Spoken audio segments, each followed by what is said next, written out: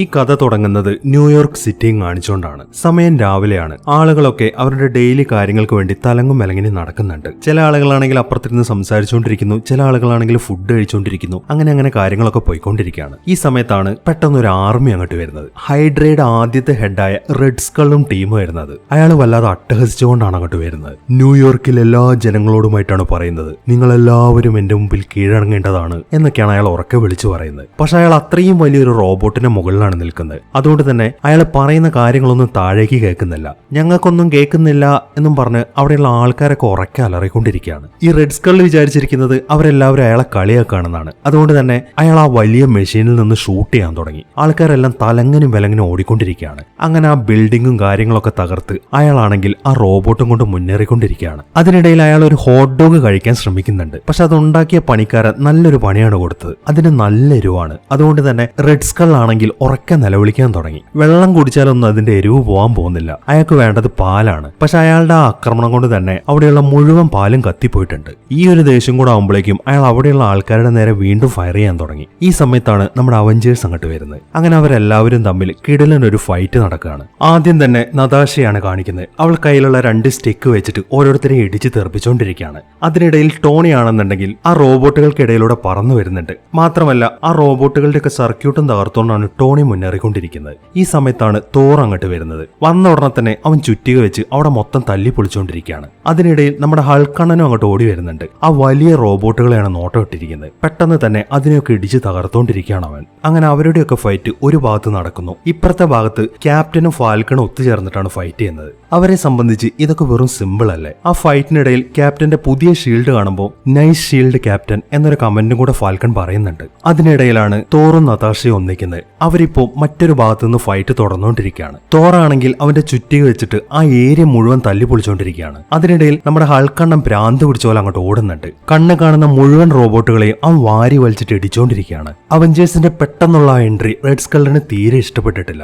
ഈ അവഞ്ചേഴ്സിനെ കൊണ്ട് തോറ്റു, എവിടെ ചെന്നാൽ ഈ നാശം പിടിച്ചവന്മാര് വരുന്നുണ്ടല്ലോ എന്നൊക്കെ ദേഷ്യത്തോടെ പറഞ്ഞ് അയാൾ വേഗം അയാളുടെ റോബോട്ടും കൊണ്ട് അവിടെ നിന്ന് പോകാൻ തുടങ്ങി. നതാഷ അയാൾ പോകുന്നത് കാണുന്നുണ്ട്. അവളാണെങ്കിൽ വേഗം തന്നെ അയാളുടെ പുറകെ ഓടി ചെല്ലുന്നു. ഈ സമയത്താണ് നതാഷയുടെ അച്ഛനായ റെഡ് ഗാർഡിയൻ അങ്ങോട്ട് വരുന്നത്. പെട്ടെന്ന് അയാളെ കാണുമ്പോൾ അവൾക്ക് ശരിക്കും അത്ഭുതമാവുന്നുണ്ട്. നിങ്ങൾ എങ്ങനെയാണ് ഇവിടെ എത്തിയത്? അത് പിന്നെ എന്നെ ആരെങ്കിലും വിളിക്കേണ്ട ആവശ്യമുണ്ടോ? നിനക്കെന്തെങ്കിലും ബുദ്ധിമുട്ടുണ്ടെന്ന് പറഞ്ഞു കഴിഞ്ഞാൽ ഞാൻ ഉടനെ വരത്തില്ലേ? ഇനി നീ പേടിക്കണ്ട, എല്ലാ കാര്യങ്ങളും ഞാൻ നോക്കിക്കോളാം. വേണ്ട, എനിക്ക് ആരുടെയും സഹായം വേണ്ട, നിങ്ങൾ നിങ്ങളുടെ പാട്ട് നോക്കി പോകാൻ നോക്ക് എന്നും പറഞ്ഞ് നതാഷ വീണ്ടും റെഡ് സ്കള്ളിന്റെ പുറകെ ഓടുന്നു. പക്ഷെ റെഡ് ഗാർഡിയൻ അവളെ വിടുന്നില്ല. അയാളും അവളുടെ പുറകെ തന്നെ ഓടിച്ചെല്ലാണ്. അങ്ങനെ അവൾ വളരെ കഷ്ടപ്പെട്ട് ആ റോബോട്ടിന്റെ മുകളിലേക്ക് കയറുന്നു. അതിനുശേഷം റെഡ് സ്കള്ളുമായിട്ട് ഫൈറ്റ് ചെയ്യാൻ തുടങ്ങി. അയാൾ അവളുടെ മുമ്പിൽ പരാജയം സമ്മതിച്ചാണ്. പക്ഷെ അപ്പോഴേക്കും അവളുടെ അച്ഛൻ അതിന്റെ മുകളിലേക്ക് കയറി വരുന്നു. ഈ സമയത്ത് അവളുടെ ശ്രദ്ധ അവളുടെ അച്ഛനിലേക്കായി. ആ ഒരു തക്കം നോക്കി റെഡ് സ്കൾ ആണെങ്കിൽ അവിടെ നിന്ന് രക്ഷപ്പെടുന്നു. അവളാണെങ്കിൽ അത് കണ്ടാകെ നിരാശയിൽ നിൽക്കുകയാണ്. അങ്ങനെ റെഡ് സ്കൾ മറ്റൊരു സ്ഥലത്ത് പോയിട്ടാണ് ഇറങ്ങുന്നത്. ഇന്നത്തെ ദിവസം ഏതായാലും പോയി, പക്ഷെ ഞാൻ ഒരിക്കൽ ഈ സിറ്റി കീഴടക്കും എന്നൊക്കെ ഉറക്കെ അലറി വിളിച്ചുകൊണ്ട് അതിലെ നടക്കുകയാണ് അയാൾ. ഈ സമയത്താണ് എന്തോ ഒരു സാധനം അങ്ങോട്ട് വന്ന് അയാളെയും പിടിച്ചോണ്ട് പോകുന്നത്. അങ്ങനെ റെഡ് സ്കള്ളിന്റെ കൂടെ വന്ന എല്ലാവരെയും അവർ പിടിച്ചു. പക്ഷെ റെഡ് സ്കള്ളിനെ മാത്രം കിട്ടിയിട്ടില്ല. അതുകൊണ്ട് തന്നെ നതാഷയാകെ നിരാശയിലാണ്. അവൻ എന്റെ കൈ കിട്ടിയതാണ്, പക്ഷെ അച്ഛൻ വന്നുകൊണ്ടാണ് എല്ലാം കുളമായത് എന്നൊക്കെയാണ് അവൾ പറയുന്നത്. ഈ സമയത്താണ് അവളുടെ അച്ഛൻ അങ്ങോട്ട് വരുന്നത്. നീ എന്തിനാണ് മോളെ പേടിക്കുന്നത്? അയാൾ ഇപ്പൊ പോട്ടെ, നമുക്ക് തീർച്ചയായിട്ടും അയാളെ പിടിക്കാം, നീ വിഷമിക്കാതിരിക്കുക എന്നൊക്കെയാണ് അവളുടെ അച്ഛൻ പറയുന്നത്. അങ്ങനെ അവരെല്ലാവരും അവരുടെ സ്ഥലത്ത് ഒത്തുകൂടി ഇപ്പൊ ബൗളിംഗ് കളിച്ചുകൊണ്ടിരിക്കുകയാണ്. നതാഷയുടെ അച്ഛനാണ് ലീഡ് ചെയ്ത് നിൽക്കുന്നത്. ഈ സമയത്താണ് തോർ ഒരു കോട്ടൊക്കെ ഇട്ട് അങ്ങോട്ട് വരുന്നത്. എന്താണ് തോറ ഇത്? നിനക്ക് വേറെ ഡ്രസ്സൊന്നും കിട്ടിയില്ലേ? ക്യാപ്റ്റൻ ആണത് ചോദിച്ചത്. അപ്പൊ നിങ്ങൾക്ക് ഇതൊന്നും ഇഷ്ടപ്പെട്ടില്ല, എങ്കിൽ മാറ്റിയേക്കാം എന്ന് പറഞ്ഞ് തോർ അവന്റെ ഡ്രസ്സ് മാറ്റാൻ തുടങ്ങി. 1, 2, 3 അങ്ങനെ കുറച്ച് ഡ്രസ്സുകളൊക്കെ അവൻ പരീക്ഷിക്കുന്നുണ്ട്. ഏറ്റവും അവസാനം അവന് ഇഷ്ടപ്പെട്ട ഒരു സിമ്പിൾ ഡ്രസ്സും ധരിച്ചിട്ടാണ് അവൻ അവരുടെ അടുത്തേക്ക് പോകുന്നത്. അങ്ങനെ അവരെല്ലാവരും കൂടിയിരുന്ന് ഓരോരോ തമാശകളൊക്കെ പറയാൻ തുടങ്ങി. അതിനിടയിൽ നതാഷയുടെ അച്ഛനാണെന്നുണ്ടെങ്കിൽ അവിടെ വെച്ചിരിക്കുന്ന ഓരോ സാധനങ്ങളൊക്കെ എടുക്കുന്നുണ്ട്. അതൊക്കെ അയാളുടെ കയ്യിൽ നിന്ന് വഴുതി താഴേക്ക് വീഴാണ്. അയാളുടെ ഇതുപോലത്തെ പ്രവൃത്തികളൊക്കെ കാരണം നതാഷയ്ക്ക് അയാൾ ഇപ്പോൾ ഒരു തലവേദനയായിട്ട് മാറിയിരിക്കുകയാണ്. അങ്ങനെ അവർ വീണ്ടും ബൗളിംഗ് കളിക്കാൻ തുടങ്ങി. ആദ്യം തോറാണ് ബൗൾ ചെയ്യുന്നത്. ഒറ്റ ബൗളിംഗിൽ തന്നെ അവൻ എല്ലാ സാധനങ്ങളും അടിച്ചിടുന്നു. അതിനുശേഷം വരുന്നത് ക്യാപ്റ്റനും ഫാൽക്കണും കൂടെയാണ്. ഒറ്റ ട്രിപ്പിൽ തന്നെ എല്ലാ കരുക്കളും താഴേക്കിടുന്നു. അടുത്തതായിട്ട് വരുന്നത് ടോണിയാണ്. അവൻ കൈകൊണ്ടല്ല ബോൾ ചെയ്യുന്നത്, അവന്റെ ടെക്നോളജി വെച്ചിട്ടാണ് ചെയ്യുന്നത്. അപ്പൊ പിന്നെ പറയണ്ടല്ലോ, അവനും എല്ലാം പൂർത്തിയാക്കി. ഇനിയുള്ളത് നമ്മുടെ ഹൾക്കണ്ണനാണ്. അത്രയും വലിയ കൈകൾ കൊണ്ട് അവൻ ആ ബോൾ മര്യാദയ്ക്കൊന്നും പിടിക്കാൻ പോലും സാധിക്കുന്നില്ല. എങ്കിലും വളരെ കഷ്ടപ്പെട്ട് അവനും എല്ലാ കരുക്കളും ഇടുന്നു. ഇപ്പോൾ അവരുടെ കൂട്ടത്തിൽ ഏറ്റവും മുന്നിൽ നിൽക്കുന്നത് നതാഷയാണ്. അവൾക്ക് ഇനി ഒരൊറ്റ കരും കൂടെ ഇട്ട് കഴിഞ്ഞാൽ അവൾ ഈ കളിയിൽ ജയിക്കും. അതുകൊണ്ട് തന്നെ അവൾ ശരിക്കും കോൺഫിഡൻസിലാണ് അങ്ങോട്ട് വരുന്നത്. ഈ സമയത്താണ് അതിലും അവളുടെ അച്ഛൻ തലയിടുന്നത്.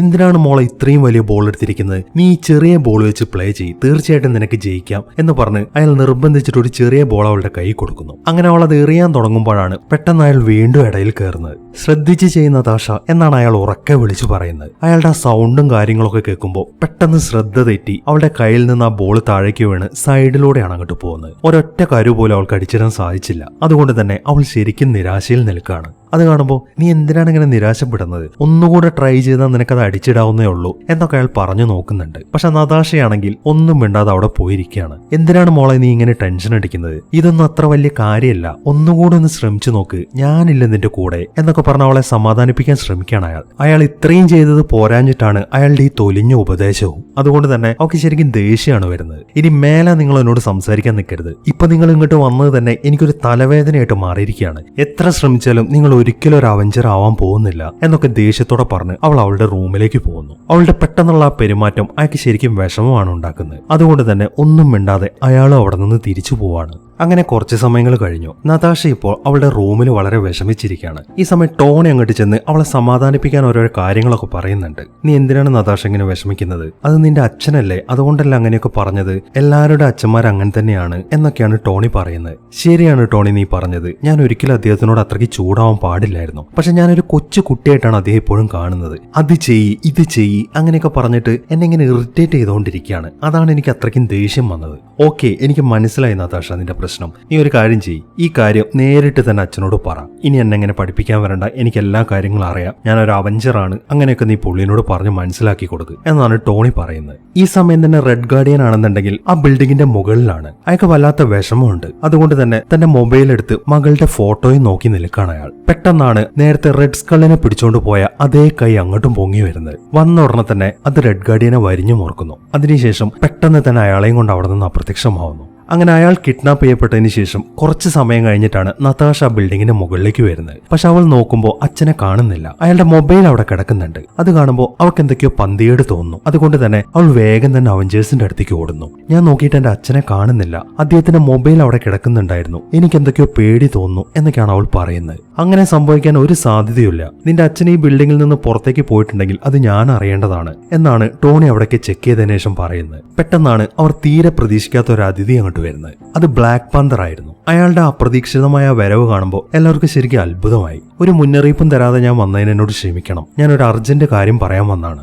നതാഷയുടെ അച്ഛൻ ഇവിടെ നിന്ന് പോയതല്ല, അയാളെ തട്ടിക്കൊണ്ടുപോയതാണ്. ഇതിൽ നിന്ന് ഒരു കാര്യം വ്യക്തമാണ്, ഞാനൊരു കേസിന്റെ ഇൻവെസ്റ്റിഗേഷനിലായിരുന്നു. റെഡ് ഗോസ്റ്റ് എന്നായിരുന്നു അയാളുടെ പേര് എന്ന് പറഞ്ഞ് ബ്ലാക്ക് പാന്തർ ഒരു സംഭവം പറയാൻ തുടങ്ങി. അയാൾ ആ റെഡ് ഗോസ്റ്റിന്റെ പുറകിൽ തന്നെയായിരുന്നു. ഒരു ദിവസം ആ റെഡ് ഗോസ്റ്റ് വൈബ്രേനിയം മോഷ്ടിക്കാൻ ശ്രമിക്കുമ്പോഴാണ് ബ്ലാക്ക് പാന്തർ അയാളുടെ മുന്നിലേക്ക് ചെല്ലുന്നത്. ഈ സമയം അയാളുടെ കയ്യിലുണ്ടായിരുന്ന ഒരു വലിയ തോക്ക് വെച്ചിട്ട് അയാൾ ബ്ലാക്ക് പാന്തറിനെ ഷൂട്ട് ചെയ്യുന്നുണ്ട്. പക്ഷെ അതിൽ നിന്നൊക്കെ നൈസായിട്ട് അവൻ ഒഴിഞ്ഞു മാറിക്കൊണ്ടിരിക്കുകയാണ്. പെട്ടെന്നാണ് അയാൾ നിൽക്കുന്ന തറയിലൂടെ അയാൾ താഴേക്ക് ഇറങ്ങി പോകുന്നത്. ബ്ലാക്ക് പാന്തർ അവനെ പിടിക്കാൻ ശ്രമിക്കുമ്പോഴേക്കും അവൻ താഴേക്ക് ഇറങ്ങി കഴിഞ്ഞിരുന്നു. അങ്ങനെ അയാൾ പുറത്തേക്ക് വരുമ്പോൾ ബ്ലാക്ക് പാന്തർ ആണെന്നുണ്ടെങ്കിൽ വേഗം തന്നെ ആ ബിൽഡിങ്ങിൽ നിന്ന് താഴേക്ക് ചാടുന്നു. അത് കാണുന്ന അയാളാണെന്നുണ്ടെങ്കിൽ വേഗം ഓടാൻ തുടങ്ങി. പെട്ടെന്നാണ് നേരത്തെ കണ്ട ആ കൈ ആ റെഡ് ഗോസ്റ്റിനെ പിടിക്കാൻ വരുന്നത്. അയാളെ പിടിക്കാൻ ശ്രമിക്കുന്നതിനിടയിൽ ആ കൈന്റെ ചില ഭാഗങ്ങളൊക്കെ ഇളകി താഴേക്ക് വീഴുന്നുണ്ട്. എങ്കിലും ആ കൈ റെഡ് ഗോസ്റ്റിനെയും പിടിച്ചിട്ടാണ് അവിടെ നിന്ന് പോകുന്നത്. കുറച്ച് സമയങ്ങൾക്ക് ശേഷമാണ് ബ്ലാക്ക് പാന്തർ അങ്ങോട്ട് വരുന്നത്. അവൻ നോക്കുമ്പോൾ ആ വൈബ്രേനിയത്തിന്റെ പെട്ടി അവിടെ കിടക്കുന്നുണ്ട്. പക്ഷെ അയാളെ കാണുന്നില്ല. മാത്രമല്ല ആ കൈയിന്റെ ചില പാർട്സ് അവിടെ കിടക്കുന്നുണ്ട്. അതിൽ നിന്നും അയാൾ ആരോ തട്ടിക്കൊണ്ടുപോയതാണ് എന്ന കാര്യം ബ്ലാക്ക് പാന്തറിന് മനസ്സിലായി. എനിക്ക് തോന്നുന്നത് ആ കിഡ്നാപ്പിങ്ങും നതാഷയുടെ അച്ഛന്റെ കിഡ്നാപ്പിങ്ങും തമ്മിൽ എന്തോ ബന്ധമുണ്ടെന്നാണ്. ഇങ്ങനെയുള്ള കാര്യങ്ങളൊക്കെയാണ് ബ്ലാക്ക് പാന്തർ ഇപ്പോൾ അവരോട് പറയുന്നത്. മാത്രമല്ല അയാൾ കളക്ട് ചെയ്ത ആ കൈയുടെ പാർട്സും കൂടെ അയാൾ അവരെ കാണിക്കുന്നുണ്ട്. ആ ഒരു സാധനം കണ്ട് അവർ ശരിക്കും അത്ഭുതപ്പെട്ട് നിൽക്കുകയാണ്. ഞാൻ ഈ മെറ്റീരിയൽ പരിശോധിച്ചു, നമ്മുടെ ഭൂമിയിലുള്ള ഒരു സാധനവും വെച്ചിട്ടല്ല ഇത് ഉണ്ടാക്കിയിരിക്കുന്നത്. ഓഹോ, അങ്ങനെയാണോ? എന്നാ പിന്നെ എനിക്ക് ചെറിയൊരു സംശയമുണ്ട്. ആ റെഡ് സ്കൾ എങ്ങോട്ടാണ് മിസ്സായത് എന്ന കാര്യം നമ്മൾ ആരും കണ്ടിട്ടില്ല. ഇപ്പോഴാണെങ്കിൽ റെഡ് ഗാർഡിയനും റെഡ് ഗോസ്റ്റും മിസ്സിംഗ് ആണ്. എനിക്ക് തോന്നുന്നത് ഈ മൂന്നാളുകളും മിസ്സാവാനുള്ള കാരണം ഒരാൾ തന്നെ ആയിരിക്കുമെന്നാണ്. അതാണ് ഞാനും പറഞ്ഞു വരുന്നത് എന്ന് പറഞ്ഞ് അയാൾ വേറെ കുറച്ച് സൂപ്പർ ഹീറോസിനെ കാണിക്കാൻ തുടങ്ങി. Omega red, red raven, red nine, red stone, red shift, red king എന്നിങ്ങനെയാണ് ആ സൂപ്പർ ഹീറോസിന്റെ പേര്. അവരുടെ എല്ലാവരുടെയും പേരിൽ റെഡ് ഉണ്ട്. അതുകൊണ്ട് തന്നെ ഈ പേരുകളുള്ള സൂപ്പർ ഹീറോസ് ആണ് കിഡ്നാപ്പ് ആയിക്കൊണ്ടിരിക്കുന്നത്. പക്ഷെ റെഡ് എന്ന പേരുള്ള ഒരു സൂപ്പർ ഹീറോ ഇപ്പോഴും കിഡ്നാപ്പ് ചെയ്യപ്പെട്ടിട്ടില്ല. അത് റെഡ് ഷീ ഹൾക്കാണ്. അവളെ കണ്ടെത്തി കഴിഞ്ഞാൽ അവളെ വെച്ചിട്ട് നമുക്ക് ഇതിനുള്ള ഉത്തരങ്ങളൊക്കെ കണ്ടെത്താം എന്നാണ് ബ്ലാക്ക് പാന്തർ പറയുന്നത്. അതിനെന്താണ് പ്രശ്നം? അവൾ എവിടെയാണുള്ളത് എന്ന കാര്യം എനിക്കറിയാം എന്നാണ് ഹൾക്ക് പറയുന്നത്. ഇതേ സമയം റെഡ് ഗാർഡിയനും റെഡ് സ്കള്ളും റെഡ് ഗോസ്റ്റും ഒരു കൂട്ടിനകത്ത് നിൽക്കാണ്. നമ്മളിത് എവിടെയാണ് എത്തിപ്പെട്ടിരിക്കുന്നത് എന്നൊക്കെ റെഡ് ഗാർഡിയൻ ദേഷ്യത്തോടെ ചോദിക്കുന്നുണ്ട്. ഈ സമയത്താണ് വില്ലൻ അങ്ങോട്ട് വരുന്നത്. Welcome welcome welcome. എന്തായാലും നിങ്ങളെ 3 പേരെയും കാണാൻ സാധിച്ചതിൽ എനിക്ക് ഒരുപാട് സന്തോഷമുണ്ട്. നിങ്ങൾ എന്റെ റോബോട്ടുകളെ പരിചയപ്പെട്ടില്ലേ? എങ്ങനെയുണ്ടായിരുന്നു അവരുടെ പെർഫോമൻസ് എന്ന് പറഞ്ഞ് അവരെ പിടിച്ചോണ്ട് വന്ന ആ റോബോട്ടുകളുടെ അടുത്തേക്ക് അയാളൊന്ന് നോക്കുന്നു. ഈ സമയത്താണ് അതിലൊരു റോബോട്ടിന്റെ കൈ ഒടിഞ്ഞിരിക്കുന്ന അയാൾ ശ്രദ്ധിക്കുന്നത്. എന്ത്? നീ നിന്റെ കൈയും നശിപ്പിച്ചോ? എത്ര പറഞ്ഞാലും നീയൊന്നും നന്നാവത്തില്ല എന്ന് പറഞ്ഞ് അയാളുടെ കയ്യിൽ ഒരു ബട്ടൺ ഞെക്കുന്നു. അതോടൊപ്പം തന്നെ ആ റോബോട്ട് നശിച്ച് താഴേക്ക് വീഴുന്നു. അങ്ങനെ ആ വില്ലൻ വീണ്ടും അവരോട് സംസാരിക്കുകയാണ്. അല്ല, ഇത് ആര്? റെഡ് ഗാർഡിയനോ? നിങ്ങളെ കാണുമ്പോൾ എനിക്ക് ശരിക്കും അസൂയ തോന്നുന്നുണ്ട്. നിങ്ങളുടെ ഈ ബോഡിയും നിങ്ങളുടെ ഈ ഔട്ട്ഫിറ്റും ഒക്കെ കാണുമ്പോൾ. അത് നിങ്ങൾക്ക് മാത്രമല്ല, എന്നെ കാണുന്ന എല്ലാവരും അങ്ങനെയൊക്കെ പറയാറുണ്ട്. അത്രയും കഷ്ടപ്പെട്ടിട്ടാണ് ഞാൻ ഈ ബോഡിയൊക്കെ മെയിൻറ്റെയിൻ ചെയ്യുന്നത്. ആണോ? അത്രയും കഷ്ടപ്പെട്ടിട്ടാണോ? എന്നാ ഞാൻ ഇപ്പൊ ശരിയാക്കി തരാം എന്നും പറഞ്ഞ് അയാൾ ഒരു ലിവർ വലിക്കുന്നു. അതോടൊപ്പം തന്നെ അവർ നിൽക്കുന്ന 3 കൂട്ടിലും ഷോക്ക് അടിക്കാൻ തുടങ്ങി. അവരാണെങ്കിൽ ഉറക്കെ നിലവിളിച്ചുകൊണ്ടിരിക്കുകയാണ്. അതോടൊപ്പം തന്നെ ഒരു ഡോറും അവിടെ ക്ലോസ് ആവുന്നുണ്ട്. ഇതേ സമയം അവഞ്ചേഴ്സ് ആണെന്നുണ്ടെങ്കിൽ ആ റെഡ് ഷീ ഹൾക്കിനെ അന്വേഷിച്ച് പോയിരിക്കുകയാണ്. അവളുള്ള സ്ഥലത്തെത്തുമ്പോൾ ഒരു കല്ല് അവരുടെ ദേഹത്തേക്ക് പറന്നു വരുന്നുണ്ട്. അവരാണെന്നുണ്ടെങ്കിൽ നൈസായിട്ട് അതിൽ നിന്ന് ഒഴിഞ്ഞു മാറുന്നു. അത് അവളായിരുന്നു. ഈ റെഡ് ഷീ ഹൾക്കിന്റെ പേര് ബെറ്റി എന്നാണ്. നിക്ക് നീ ഒന്ന് അടങ്ങ് ബെറ്റി, ഞാനൊരു കാര്യം പറയാനാണ് ഇങ്ങോട്ട് വന്നിരിക്കുന്നത് എന്നൊക്കെ പറഞ്ഞ് ഹൾക്ക് അവളെ സമാധാനിപ്പിക്കാൻ ശ്രമിക്കുകയാണ്. അവളാണെങ്കിൽ ഒരു വലിയ കല്ലും കൈ പിടിച്ചിട്ടുണ്ട്. എന്താന്ന് വെച്ചാൽ പറഞ്ഞു തൊലക്കി, എനിക്ക് വേറെ പണിയുണ്ട്. പക്ഷെ അവൾ അങ്ങനെ പറയുമ്പോൾ ആ കാര്യം അവൻ തുറന്നു പറയുന്നില്ല. അത് കാണുമ്പോൾ നീ വെറുതെ തന്നെ ദേഷ്യം പിടിപ്പിക്കാൻ നിൽക്കണ്ട, എനിക്ക് പോയിട്ട് വേറെ പണിയുണ്ടെന്നും പറഞ്ഞ് അവൾ ആ കല്ലെടുത്ത് അവിടെയുള്ള ഒരു ബിൽഡിങ്ങിന്റെ മുകളിലേക്ക് എറിയുന്നു. അതോടൊപ്പം തന്നെ അത് തവിട് ഓടിയായി പോകുന്നു. അവളുടെ ആ കോപ്രായങ്ങളൊക്കെ കാണുമ്പോൾ അവഞ്ചേഴ്സ് ആണെങ്കിൽ പേടിച്ച് പുറകിലേക്ക് മാറുന്നുണ്ട്. അങ്ങനെ അവൾ അവിടെ നിന്ന് നടന്നു പോവാണ്. അത് കാണുമ്പോൾ നിങ്ങൾ ആരും വരണ്ട, അവളുടെ അടുത്ത് ഞാൻ സംസാരിച്ചോളാന്നും പറഞ്ഞ് നതാഷ വേഗം അവളുടെ അടുത്തേക്ക് ചെല്ലുന്നു. അങ്ങനെ അവർ തമ്മിൽ കാര്യങ്ങളൊക്കെ സംസാരിക്കാൻ തുടങ്ങി. പെട്ടെന്നാണ് ആ റോബോട്ടുകളെല്ലാം അങ്ങോട്ട് വരുന്നത്. അവരുടെ കൂട്ടത്തിൽ ആ വില്ലനും ഉണ്ടായിരുന്നു. അയാളുടെ പേര് ദ കളക്ടർ എന്നാണ്. അയാളും കൂട്ടരും ഇപ്പോൾ റെഡ് ഷീ ഹൾക്കിനെ പിടിക്കാനാണ് അങ്ങോട്ട് വന്നിരിക്കുന്നത്. അപ്പൊ നിങ്ങളാണല്ലോ എന്റെ അച്ഛനെ തട്ടിക്കൊണ്ടുപോയത്, അദ്ദേഹത്തിന് എനിക്ക് ഉടനെ തന്നെ തിരിച്ചു വേണം. ഇല്ല നതാഷ, ഒരിക്കലും അത് സംഭവിക്കാൻ പോകുന്നില്ല. ഇപ്പൊ ഇവളെ കൊണ്ടുപോകാനാണ് ഞാൻ വന്നിരിക്കുന്നത് എന്നൊക്കെയാണ് അയാൾ അഹങ്കാരത്തോടെ പറയുന്നത്. അത് കേൾക്കുന്ന നതാഷയ്ക്കാണെങ്കിൽ ശരിക്കും ദേഷ്യം വരാൻ തുടങ്ങി. അവൾ വേഗം തന്നെ അയാളുടെ അടുത്തേക്ക് ഓടിച്ചെല്ലുന്നു. പക്ഷെ അവൾക്ക് അയാളെ ഒന്നും ചെയ്യാൻ സാധിക്കുന്നില്ല. പെട്ടെന്ന് തന്നെ അയാളുടെ ഒരു റോബോട്ട് അവളെ ഇടിച്ച് തെറിപ്പിക്കുകയാണ് ചെയ്യുന്നത്. അത് കാണുമ്പോൾ ഇല്ല നതാഷ, നിനക്ക് എന്നെ ഒന്നും ചെയ്യാൻ സാധിക്കത്തില്ല, വേഗം എല്ലാത്തിനും ഇടിച്ച് നിരപ്പാക്കിക്ക്, ആ റെഡ് കളർ ഉണ്ടല്ലോ അവളെ എനിക്ക് വേണം എന്ന് പറഞ്ഞ് അയാൾ കുറച്ച് മുകളിലേക്ക് പോകുന്നു. അങ്ങനെ അവരെല്ലാവരും തമ്മിലുള്ള ഫൈറ്റ് ആരംഭിച്ചു. ആദ്യത്തെ ഇടി കൊടുക്കുന്നത് ഫാൽക്കനും ക്യാപ്റ്റനും ഒരുമിച്ച് നിന്നിട്ടാണ്. അതിനിടയിൽ ഹൾക്കാണെന്നുണ്ടെങ്കിൽ ഒരു റോബോട്ടിനെ വലിച്ചു വാരിയിട്ട് ഇടിക്കാൻ തുടങ്ങിയിട്ടുണ്ട്. ഈ സമയം ടോണി ആണെങ്കിൽ അയാളുടെ ടെക്നോളജി വെച്ചിട്ട് ആ റോബോട്ടുകളെ ഇല്ലാതാക്കാൻ ശ്രമിച്ചുകൊണ്ടിരിക്കുകയാണ്. പക്ഷെ എത്ര ശക്തിയായിട്ട് ഫയർ ചെയ്തിട്ടും ആ റോബോട്ടുകൾക്കൊന്നും സംഭവിക്കുന്നില്ല. പെട്ടെന്ന് തന്നെ അതിലൊരു റോബോട്ട് ടോണിയെ ഇടിച്ച് പറപ്പിക്കുന്നു. അങ്ങനെ ആ ഫൈറ്റിനിടയിൽ തോറിന്റെ ഒരു മാസ് എൻട്രി കൂടെ ഉണ്ട്. വന്ന ഉടനെ തന്നെ അവന്റെ കാര്യങ്ങളൊക്കെ ഭംഗിയായിട്ട് ചെയ്തുകൊണ്ടിരിക്കുകയാണ്. അതിനിടയിലാണ് 4 റോബോട്ടുകൾ ചേർന്ന് ആ ഷീ ഹൾക്കിനെ പിടിക്കുന്നത്. അതിനുശേഷം അവളെയും വലിച്ചോണ്ട് പോകാൻ തുടങ്ങി. അത് കാണുന്ന ഹൾക്കാണെങ്കിൽ അതിലൊരു റോബോട്ടിന്റെ അടുത്തേക്ക് ഓടി ചെല്ലുന്നുണ്ട്. പക്ഷെ പെട്ടെന്ന് തന്നെ ആ റോബോട്ട് ഹൾക്കിനെയും പറപ്പിച്ച് കളയുന്നു. അങ്ങനെ ആ റോബോട്ടുകളൊക്കെ അവളെയും വലിച്ചരിച്ചോണ്ട് മുന്നോട്ട് പോകാൻ തുടങ്ങി. അതൊക്കെ കണ്ട് വളരെ സന്തോഷത്തിൽ നിൽക്കാണ് കളക്ടർ. ഈ സമയം ബാക്കിയുള്ള അവഞ്ചേഴ്സിനെയും ചുറ്റി വേറെ 4 റോബോട്ടുകൾ നിൽക്കുന്നുണ്ട്. അവരുടെ ഇടയിൽ നിന്ന് എങ്ങനെ രക്ഷപ്പെടും എന്ന് പ്ലാൻ ചെയ്തുകൊണ്ടിരിക്കുകയാണ് അവരെല്ലാവരും. അങ്ങനെ ഒരു പ്ലാനൊക്കെ ഉണ്ടാക്കി ബ്ലാക്ക് പാന്തർ ആണെന്നുണ്ടെങ്കിൽ അയാളുടെ കയ്യിലുള്ള 4 ഡിവൈസ് എടുത്ത് മുകളിലേക്ക് എറിയുന്നു. അതോടൊപ്പം തന്നെ അവർക്ക് ചുറ്റുമായിട്ട് ഒരു ആവരണം ഉണ്ടാക്കിയിരിക്കുകയാണ്. ഈ സമയം തോർ ആ ചുറ്റിക വെച്ച് അവിടെ ഒരു ഒറ്റ അടി കൊടുക്കുന്നു. അതിൽ നിന്നും വളരെ വലിയ രീതിയിലുള്ള ഒരു ലൈറ്റ്നിങ് ആണ് ഉണ്ടാവുന്നത്. അതിൽപ്പെട്ട് ആ 4 റോബോട്ടുകളും പുറകിലേക്ക് തെറിച്ചു പോകുന്നു. അങ്ങനെ അവരെല്ലാവരും അനക്കമില്ലാതെ അവിടെ കിടക്കുകയാണ്. പെട്ടെന്നാണ് ഹൾക്ക് എവിടെ നിന്നോ ചാടി വരുന്നത്. എന്താണ് ഇവിടെ സംഭവിക്കുന്നത്, അവൾ എവിടെ എന്നാണ് ഹൾക്ക് ചോദിക്കുന്നത്. പക്ഷെ അതിനൊരു ഉത്തരം പറയാൻ നതാഷയ്ക്ക് ആവുന്നില്ല. എന്റെ അച്ഛനെ കണ്ടുപിടിക്കാനുള്ള അവസാനത്തെ വഴിയായിരുന്നു അവൾ, അതിപ്പോൾ നമുക്ക് നഷ്ടപ്പെട്ടിരിക്കുകയാണ് എന്നാണ് അവൾ വളരെ വിഷമത്തോടെ പറയുന്നത്. അങ്ങനെ അവരെല്ലാവരും അവരുടെ സ്ഥലത്ത് ഒത്തുകൂടി ആ കളക്ടറിനെ ട്രാക്ക് ചെയ്യാൻ ശ്രമിച്ചുകൊണ്ടിരിക്കുകയാണ്. പക്ഷെ എങ്ങനെയൊക്കെ സെർച്ച് ചെയ്തിട്ടും അയാളെ കണ്ടെത്താൻ അവർക്ക് സാധിക്കുന്നില്ല. ബ്ലാക്ക് പാന്തർ ആണെങ്കിൽ അയാളുടെ വഴിയും ശ്രമിച്ചിട്ടുണ്ട്. പക്ഷെ അതും വിഫലമായിരുന്നു. ഇനി ആർക്കെങ്കിലും മറ്റെന്തെങ്കിലും ഐഡിയ ഉണ്ടോ? ഉണ്ട്, ഒരു ഐഡിയ ഉണ്ട്. കളക്ടറിനെ നമുക്കിനി കണ്ടെത്തണം എന്നുണ്ടെങ്കിൽ വളരെ സ്കിൽഫുൾ ആയിട്ടുള്ള ഒരു ട്രാക്കറെ നമുക്ക് ആവശ്യമാണ്. ഒരുപക്ഷെ സ്റ്റീവിന് അറിയായിരിക്കും, നമ്മൾ തമ്മിൽ ഒരിക്കലും അവനുമായിട്ട് വർക്ക് ചെയ്തിട്ടുണ്ട്. ഓർമ്മയില്ലേ ഫയൽ നമ്പർ 268?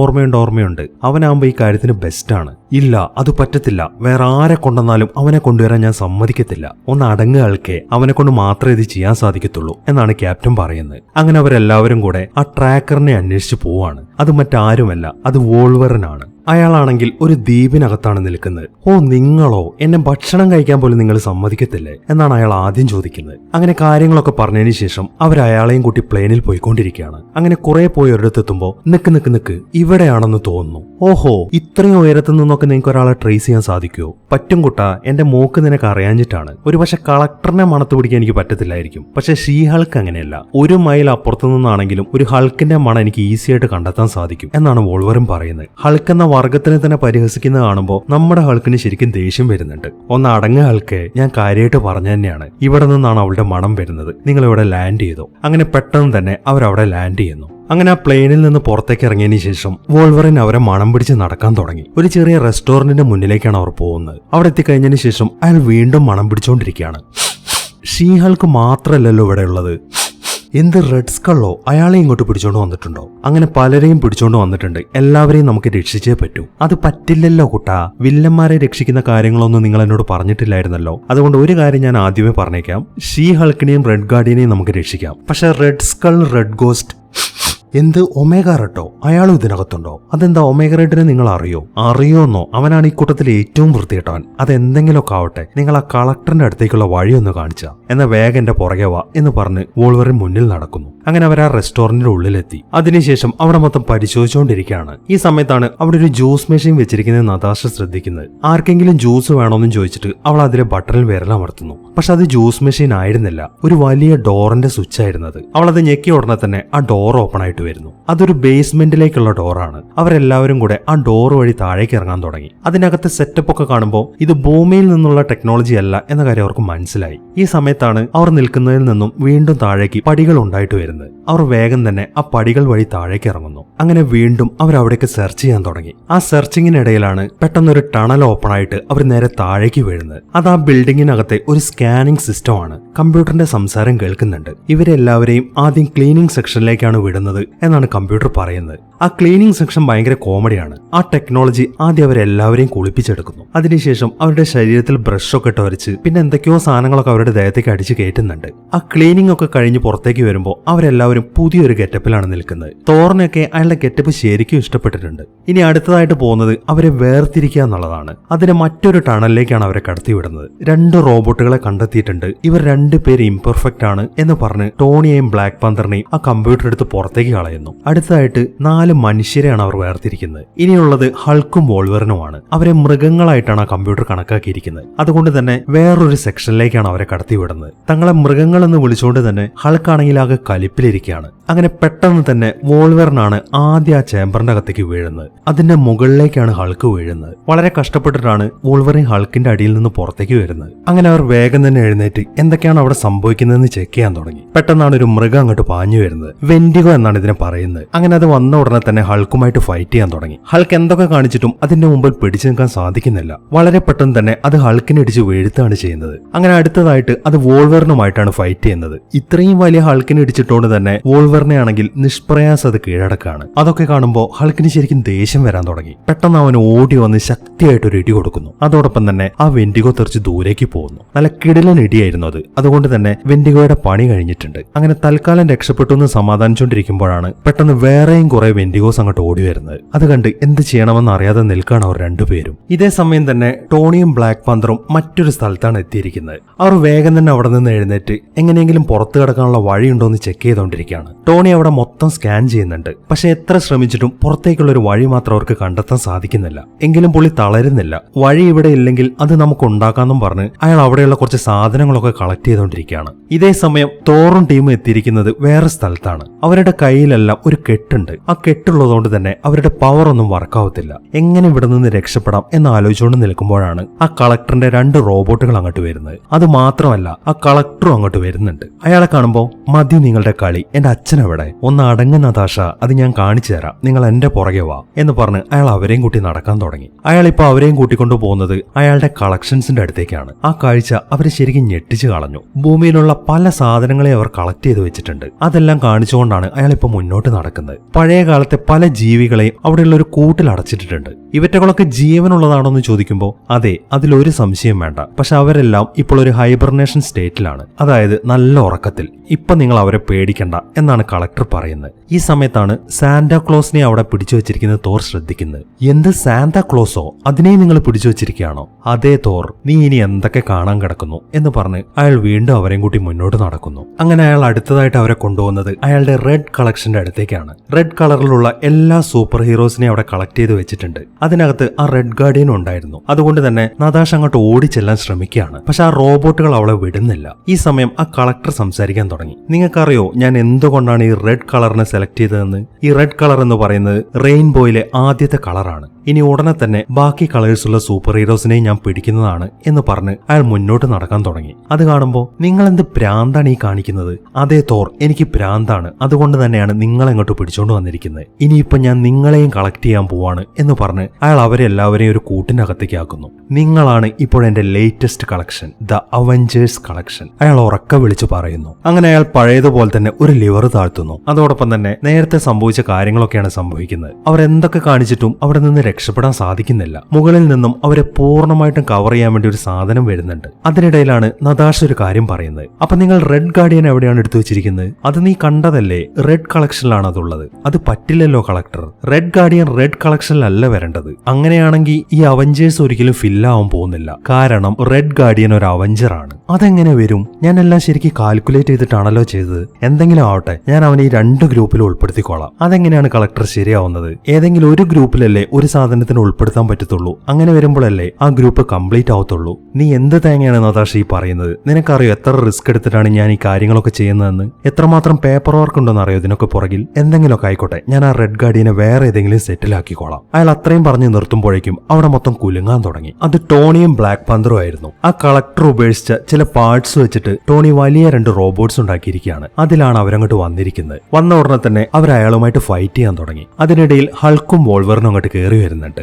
വോൾവറിൻ വന്ന ഉടനെ തന്നെ അവഞ്ചേഴ്സിനെ പെടുത്തിയിരിക്കുന്ന ആ കൂട് മൊത്തം തകർത്ത് കളയുന്നു. അങ്ങനെ മുഴുവൻ അവഞ്ചേഴ്സും ഇപ്പോൾ ഒത്തുചേർന്നിരിക്കുകയാണ്. പെട്ടെന്ന് തന്നെ അവർ ഫൈറ്റ് ആരംഭിച്ചു. കുറെ നേരമുള്ള ആ ഫൈറ്റിനിടയിൽ വോൾവറിൻ ചെന്ന് ആ റെഡ് ഗ്രൂപ്പിലെ ചില ആളുകളൊക്കെ മോചിപ്പിക്കുന്നുണ്ട്. അതിലൊരാൾ റെഡ് ഷീ ഹൾക്കാണ്. പുറത്തേക്ക് ഇറങ്ങിയ ഉടനെ തന്നെ അവൾ അവരോട് ഫൈറ്റ് ചെയ്യാൻ തുടങ്ങി. ഈ സമയം ഹൾക്കാണെന്നുണ്ടെങ്കിൽ വേറെ ചില റോബോട്ടുകളുമായിട്ട് ഫൈറ്റ് പിടിക്കുന്നുണ്ട്. അതിനിടയിൽ പുതിയൊരു തരം റോബോട്ട് അങ്ങോട്ട് വരുന്നു. അവൻ എന്തൊക്കെയോ വാളും ചോറ്റുകൊണ്ടാണ് ഓടി വരുന്നത്. അത് കാണുന്ന ഹൾക്കാണെങ്കിൽ ഉറക്കെ അലറാൻ തുടങ്ങി. പക്ഷെ അതൊന്നും ആ റോബോട്ടിനെ ബാധിക്കുന്നേ ഇല്ല. അത് വളരെ വേഗത്തിൽ ഹൾക്കിനെ ഇടിക്കാൻ വേണ്ടി വന്നോണ്ടിരിക്കുകയാണ്. പെട്ടെന്നാണ് ഷീ ഹൾക്ക് അങ്ങോട്ട് ചാടി വീഴുന്നത്. വന്ന ഉടനെ തന്നെ അവളും ഉച്ചത്തിൽ ഒച്ച ഉണ്ടാക്കാൻ തുടങ്ങി. ആ ഒച്ച ആ റോബോട്ടിന് കേട്ടിരിക്കാൻ സാധിക്കുന്നില്ല. സെക്കൻഡുകൾ കൊണ്ട് അത് അവിടെ നിന്ന് ഒരൊറ്റ ഓട്ടം ഓടുന്നു. അത് കണ്ട് ഹൾക്കാണെങ്കിൽ ആകെ സന്തോഷിച്ച് നിൽക്കുകയാണ്. ഈ സമയമാകുമ്പോഴേക്കും ചില ഡ്രോൺ റോബോട്ടുകൾ അവർ അറ്റാക്ക് ചെയ്യാൻ വരുന്നുണ്ട്. നതാഷയാണെങ്കിൽ അതിലൊരെണ്ണത്തിന്റെ മുകളിലേക്കാണ് ചാടി കയറുന്നത്. അതിനുശേഷം അതിനെ തകർത്ത് അവൾ ആ റെഡ് കളക്ഷന്റെ മുകളിലേക്ക് പോകാൻ തുടങ്ങി. അതിലുള്ള കുറെ ആളുകളെ വോൾവറിൻ മോചിപ്പിച്ചിട്ടുണ്ട്. പക്ഷെ ഇതുവരെയായിട്ടും അവളുടെ അച്ഛനെ മാത്രം മോചിപ്പിച്ചിട്ടില്ല.